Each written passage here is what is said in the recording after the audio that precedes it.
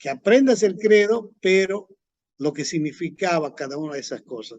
Y eso era muy importante, ¿no? De esa manera, al no haber Biblia, ellos trabajaban con el credo de los apóstoles. Muy bien, hoy vamos a ver acerca de las Sagradas Escrituras, ¿no?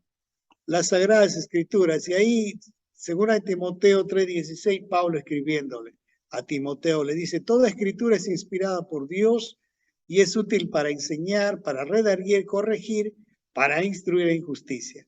Es decir, las Sagradas Escrituras son la palabra divina escrita, es decir, la palabra revelada de Dios, dadas por el Espíritu Santo a través de los profetas, a través de los apóstoles y a través de otras personas que Dios ha utilizado para que los escriban, ¿no? Y sobre todo, ¿no? Cuando Jesús le dice a los apóstoles y les da esa revelación de Dios y de lo que ha hecho en la historia de la humanidad y por lo tanto constituye la autoridad final sobre todos los asuntos de fe y práctica de la iglesia.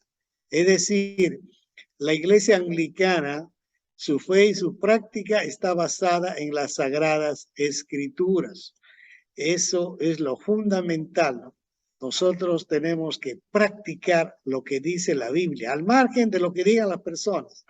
Las personas, los clérigos, el obispo, las autoridades pueden decir muchas cosas, pero si no estás centrado en la palabra de Dios, no tiene un valor delante, digamos, para nosotros, ¿no? Porque nosotros creemos en lo que dice la palabra de Dios, somos cristocéntricos, utilizamos la Biblia como nuestra máxima autoridad.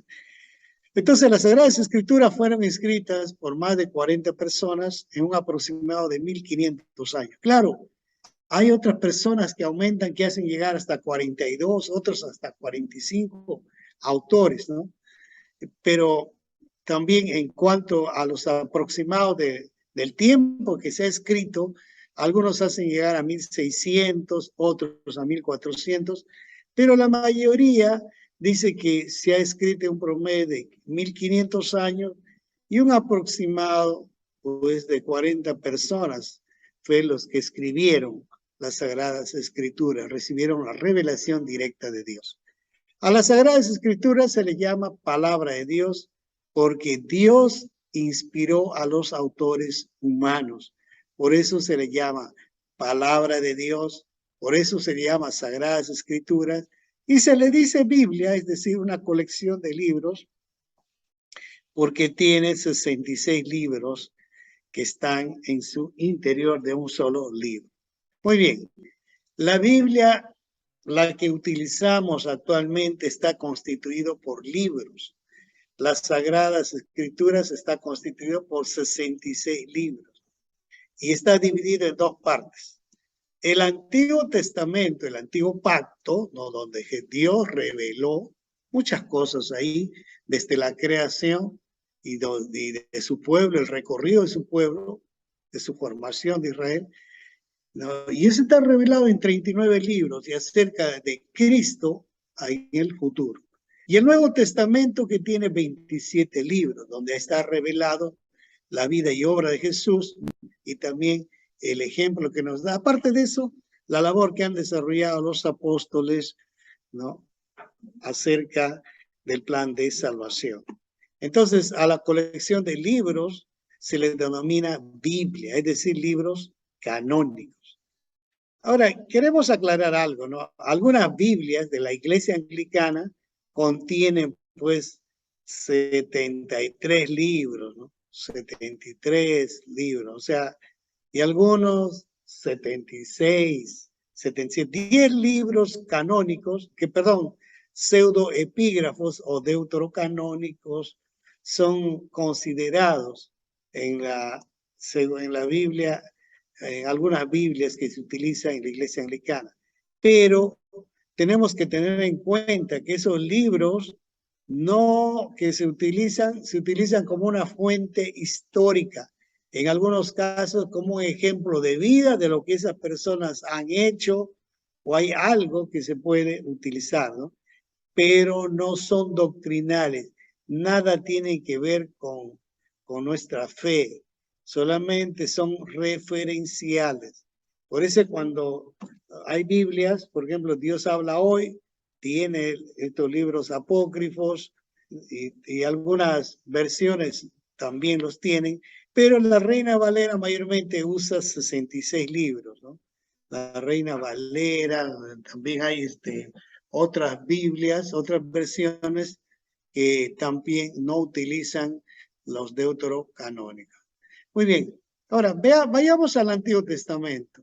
El Antiguo Testamento, la Biblia, está constituido por 39 libros. 5 libros del Pentateuco y a estos se les atribuye, digamos, la autoría de Moisés, ¿no? Aunque en algunos casos hay analistas que dicen que Moisés no los ha escrito, pero en su mayoría los investigadores judíos dicen que sí fue Moisés. Entonces a él se le atribuye los 5 primeros libros de la Biblia, ¿no? El Génesis, el Éxodo, Levítico, Número, Deuteronomio. Mayormente estos libros comienzan a hablar acerca de la creación, de la caída del hombre, y también hablan acerca de la salida del pueblo de la esclavitud de Egipto, el pueblo judío, ¿no? Y su recorrido a través del desierto de más de 40 años, ¿no?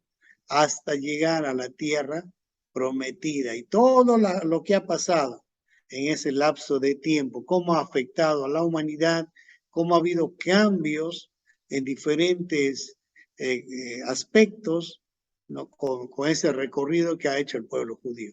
Después tenemos 12 libros históricos. Estos libros históricos ya comienzan a hablar mayormente ya cuando el pueblo de Dios ya había tomado posesión de la tierra prometida, ¿no? Josué comienza a escribir se escribe antes que comience antes de entrar a la tierra prometida, una parte, pero luego el resto del libro se escribe ya estando dentro de la tierra prometida, ¿no? Tenemos la época de los jueces, donde realmente eran ellos los que gobernaban al pueblo judío. Tenemos a Ruth, ¿no? A esta moabita, quien llega a ser la bisabuela, creo, de Jesús, no, la tatarabuela de Jesús, perdón, la bisabuela del rey David, ¿no? De donde viene la descendencia de Jesús, una moabita dentro de la genealogía de Jesús. También tenemos los libros que se le atribuye la autoría a Samuel, ¿no? Primera y segunda de Samuel. Samuel, un niño pequeño que ha sido entregado para el servicio a Dios al lado del sacerdote Elí, ¿no? Y bueno, él ha sido también una autoridad en el pueblo judío. Él tiene 2 libros, ¿no? Primera y segunda. Luego tenemos Primera y Segunda de Reyes, donde nos hablan de todos los reyes del norte y del sur del pueblo de Israel. Después las crónicas de las actividades que han desarrollado los reyes, ¿no? Primera y Segunda de Crónicas. Luego tenemos a Esdras, que es un sacerdote, y a Nehemías, el reconstructor del pueblo de Jerusalén, ¿no? Y también tenemos a Esther. Luego tenemos 5 libros poéticos. El libro de Job, tenemos el libro de Salmos, Proverbios, Eclesiastés y Cantar de los Cantares. A estos libros se les denomina como libros poéticos porque están inspirados, porque son libros que realmente, digamos, que expresan una poesía, que expresan una adoración a Dios como una máxima expresión, ¿no? Aún, digamos, los cantos, lo que se escribe ahí, tiene una expresión del amor, pero el amor sano, sincero, un amor puro y transparente de Dios. Luego tenemos los 5 libros de los profetas mayores, de Isaías, Jeremías. Jeremías escribe aquí 2, ¿no? Jeremías y también Lamentaciones de Jeremías, Ezequiel y Daniel. Isaías es un profeta bastante duro, que realmente llamaba por el Señor a anunciar el mensaje a un pueblo pero que iba a tener un corazón duro, pero sin embargo que Dios le llama a proclamar sus mensajes a diferentes ciudades, a diferentes pueblos. La profecía de Isaías realmente es, digamos, todo el libro de Isaías es como una Biblia resumida, porque los primeros 39 libros hablan de todos, capítulos, perdón, los 39 capítulos, hablan todo un resumen como si fuera el Antiguo Testamento. Y luego los 27 restantes hablan acerca de todo, acerca de Jesús, su ministerio, todo lo que iba a desarrollar. Por eso muchos autores dicen que es una Biblia resumida, el libro de Isaías, y además tiene 66 capítulos. Luego tenemos a Jeremías, ¿no? Este profeta que ha sufrido bastante y también es llamado, considerado como el profeta llorón, ¿no? Porque se lamentaba bastante.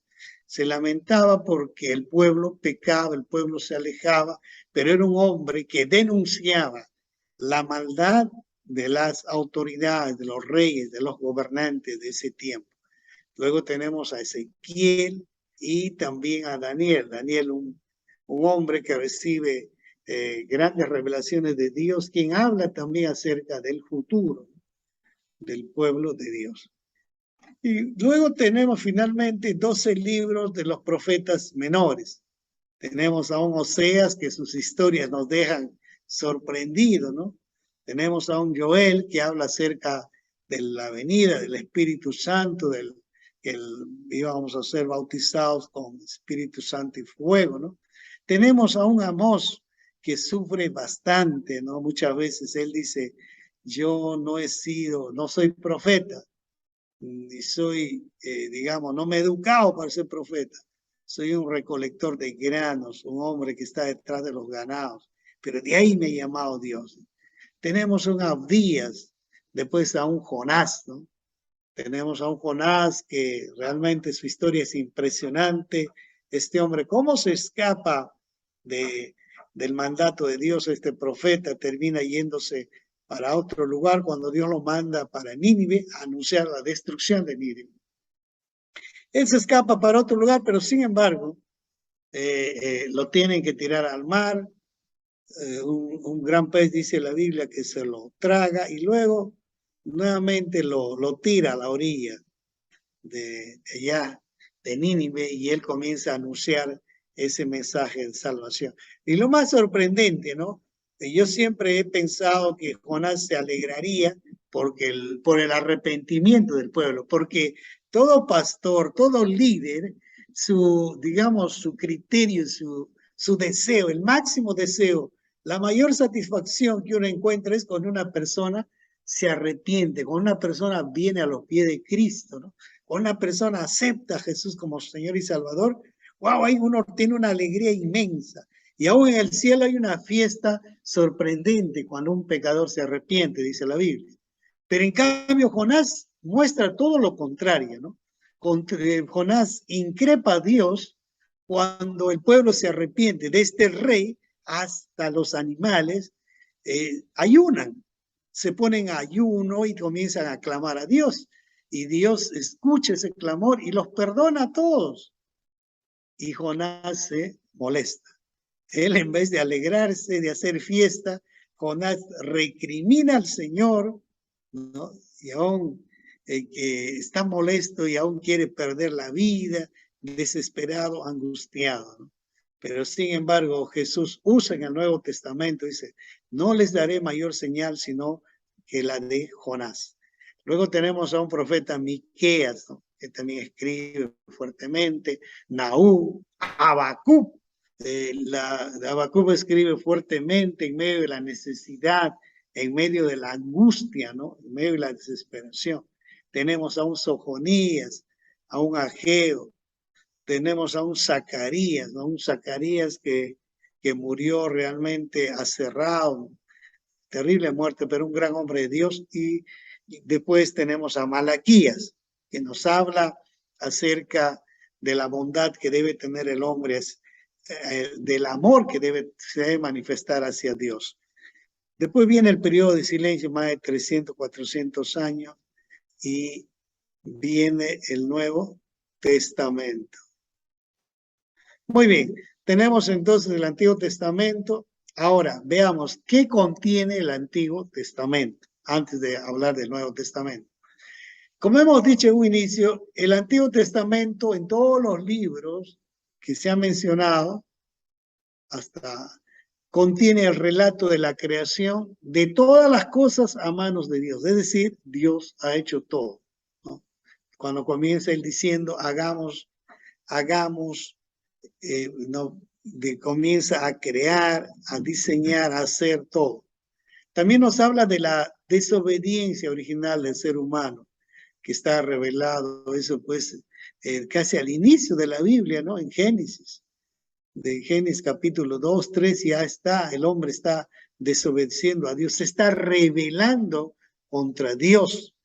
Al hombre le falta humildad para aceptar a Dios, para aceptarlo como su padre, para aceptarle como su Señor, como su Rey, sino cae pues en la trampa del enemigo cuando le dice, ¿no? Si comes ese fruto no va a pasar nada, al contrario, vas a ser igual que Dios. El deseo del hombre, digamos, ha sido querer ser como Dios. ¿Pero por qué? Porque el enemigo siempre ha querido ser igual que Dios. Él ha dicho, subiré a la parte más alta y seré como Dios. Y lo mismo, eso contagia a Adán, a Eva, y ellos también caen en ese pecado, ¿no? Del cual son destituidos a partir de ese momento de la gloria de Dios. Luego tenemos también en estos libros, escriben el llamado de Dios a Israel para que sea su pueblo, comenzando de Abraham y comienza de ahí la descendencia hasta llegar a 1942, 46, cuando recién se forma el pueblo judío. Después tenemos la ley de Dios, ¿no? La sabiduría de Dios, los hechos de la salvación de Dios, las enseñanzas de los profetas de Dios. También señala a Cristo, ya el Antiguo Testamento comienza a señalar a Cristo, revelando la intención de Dios de redimir y reconciliar al hombre a través de Cristo. Todas esas cosas, hermanos, están ya escritos en el Antiguo Testamento. Ahora, veamos entonces el Nuevo Testamento. En el Nuevo Testamento tenemos que 27 libros. Este Nuevo Testamento se dice porque a partir de la llegada de Jesús a este mundo, ¿no? Desde su nacimiento la historia cambia. Antes se pone antes de Cristo y después de Cristo. Entonces estos libros del Nuevo Testamento han sido escritos después de Cristo, después del nacimiento del Salvador. Y está constituido por 27 libros, el Nuevo Testamento. Tenemos los 4 evangelios, Mateo, Marcos, Lucas y Juan, que nos hablan de la vida, de la obra de Jesús, de su pasión, su muerte, su resurrección, su ascensión, y todo el ministerio que ha desarrollado, ¿no? Y cada uno tiene una perspectiva, cada uno tiene una mirada, cada uno ve desde su punto de vista, ¿no? Desde su enfoque, de dónde están mirando, viendo. Y a partir de eso escriben. Mateo escribe, Marcos también. Mayormente se dice que Marcos fue el primer libro que se escribió porque Marcos recibe la información de Pedro y como en su casa se reunían, bueno, escribe. De ahí se dice que de Marcos copió Mateo, copió Lucas como referencia, pero también tenemos a Juan, ¿no? Juan, el que estaba directamente con el Señor, también escribe su evangelio. Escribe o sea, desde su punto de vista, porque él ha estado con el Señor y mayormente él ha sido el discípulo amado. Entonces, estos cuatro libros del Evangelio son históricos, digamos, ¿no? Historia acerca de lo que Jesús hizo en este mundo. Luego tenemos un libro histórico de los Hechos. En este libro de los Hechos habla de los hechos que ha hecho el pueblo de Dios, en este caso los apóstoles, en este caso, digamos, incluso Pablo está metido ahí ya, ¿no? Un perseguidor de la iglesia, y este libro muchos lo atribuyen que se llame libro de Hechos del Espíritu Santo, porque vemos el obrar del Espíritu Santo después de Pentecostés, ¿no? La ascensión de Jesús nos habla, pero este libro fue escrito por Lucas. En todo caso, podría ser la segunda parte del libro de Lucas, ¿no? Pero nos narra todo lo que, la labor que ha hecho el Espíritu Santo usando a grandes hombres, varones y mujeres que hacen cosas grandes para la obra del Señor.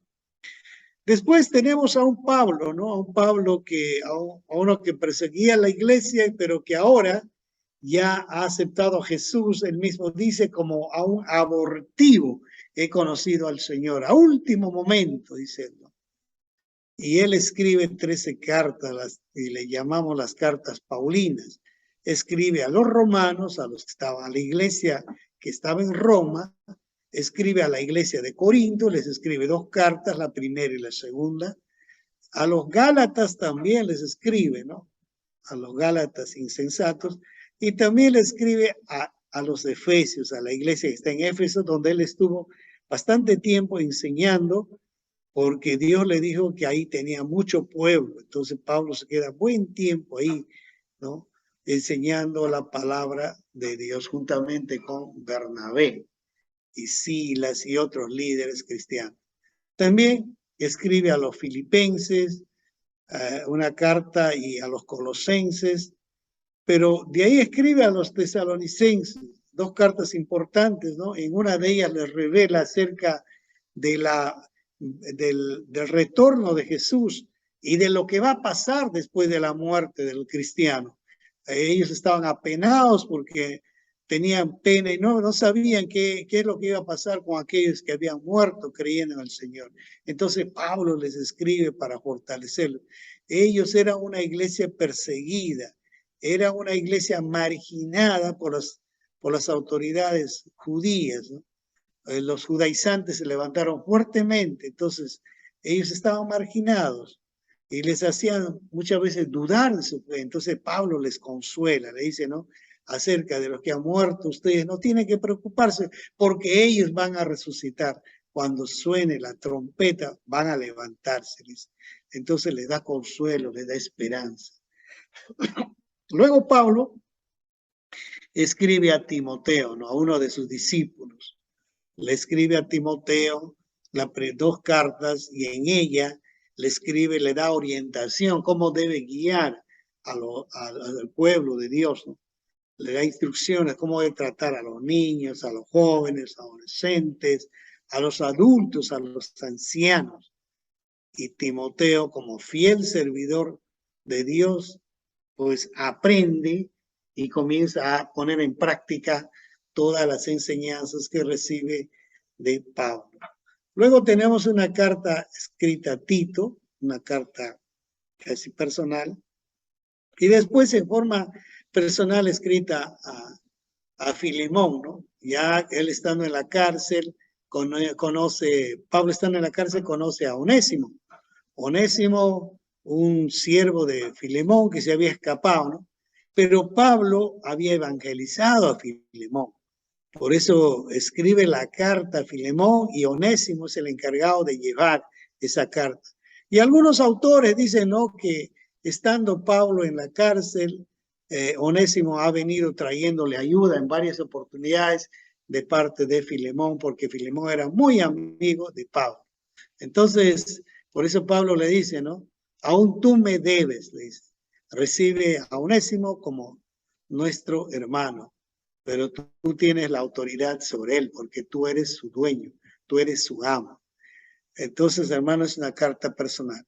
Luego tenemos una carta escrita para los judíos cristianos que se llama el libro de los Hebreos. Esta carta es realmente bastante discutida, ¿no? Bastante, digamos, que ha generado controversia. Muchos autores dicen que realmente el que ha escrito esta carta ha sido un erudito, no conocido. Otros le atribuyen que esta carta fue escrita por Pablo. No, lo cierto es como no se ponen de acuerdo, entonces se le considera como una carta para los judíos cristianos, donde se habla de Jesús, del reinado de Jesús, del sumo, que Él es el nuevo sumo sacerdote, ¿no? Es Jesús, se habla de todo, de su ministerio, de su obra, de, digamos, todo lo que Él ha hecho por el pueblo judío. No tiene una autoría definida, ¿no? Luego tenemos las 7 cartas generales para la iglesia, ¿no? Esas cartas generales fueron escritas por cada uno de los autores que se mencionan ahí. Santiago es una carta general para toda la iglesia en general. Pedro también escribe 2 cartas para la iglesia porque los hermanos estaban siendo perseguidos. Entonces, lo que trataban de hacer estas cartas es fortalecer a los cristianos perseguidos, a los cristianos que estaban siendo matados, a los cristianos que estaban siendo martirizados. Estas cartas generales le llegan y le llegaban a una comunidad o donde en el destierro donde se encontraban, y luego ellos lo remitían a otra comunidad para que también se leyera. También Juan escribe 3 cartas, ¿no? Primera, segunda, tercera de Juan escribe, y también escribe Judas, no Judas Iscariote, sino Judas el hermano de Jesús, escribe una carta.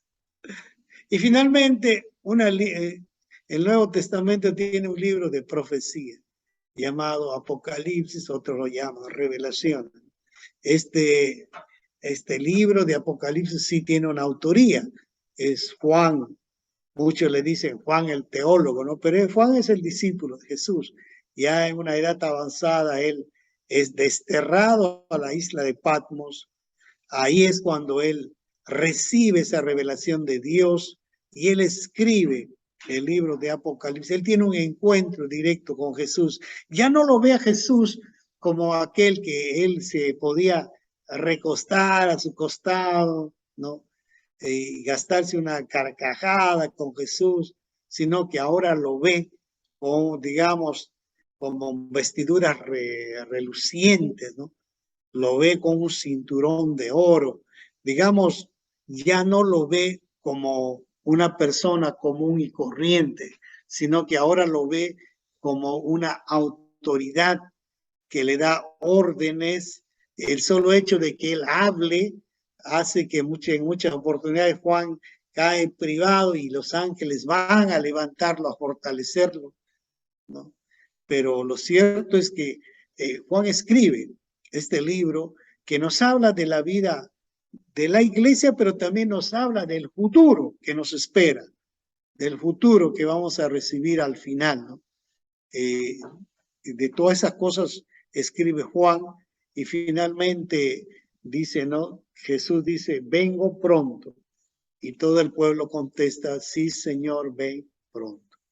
Ahora, ¿qué contiene el Nuevo Testamento? El Nuevo Testamento contiene desde el nacimiento de Jesús, el ministerio de Jesús, la muerte de Jesús, la resurrección de Jesús, la ascensión de Jesús, el ministerio de la iglesia primitiva, las enseñanzas de los apóstoles y también contiene la revelación del reino venidero eterno de Cristo, que está revelado en el Nuevo Testamento.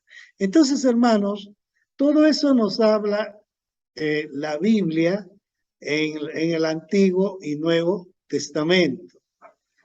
Es decir, nosotros como cristianos tenemos que saber, conocer cuántos libros tiene nuestra Biblia y muchas veces debemos saberlos de memoria, ¿no? Saber el nombre de cada uno de estos libros. ¿Por qué? Porque no tenemos que, digamos, con la cantidad de tiempo que ya tenemos como hijos de Dios, tenemos que conocerlo, saber el nombre, ¿no? Saber un aproximado de, digamos, qué contiene cada libro, por qué fue escrito, ¿no? En qué circunstancias, a quién ha sido dirigido, ¿no? Quién ha sido el autor, y si no hay el autor, por lo menos saber por qué se escribió, ¿no? Entonces, Todas esas cosas como cristianos, hermanos, nosotros tenemos que saber. Así como en la antigüedad, el pueblo se exigía en tener conocimiento del credo y sabían lo que significaba cada una de esas cosas, cada parte del credo, y resumido nomás era expresado. De igual manera, nosotros también, como hijos de Dios, tenemos que escudriñar las escrituras, porque en ellas vamos a hallar palabras, palabras de vida, pero de vida eterna, palabras que nos van a llevar a la eternidad, palabras que van a fortalecer nuestra fe, palabras que nos van a dar vida, poder, autoridad de Dios, palabras que nos van a dar dominio propio frente a toda circunstancia. Que el Señor bendiga su palabra en esta noche.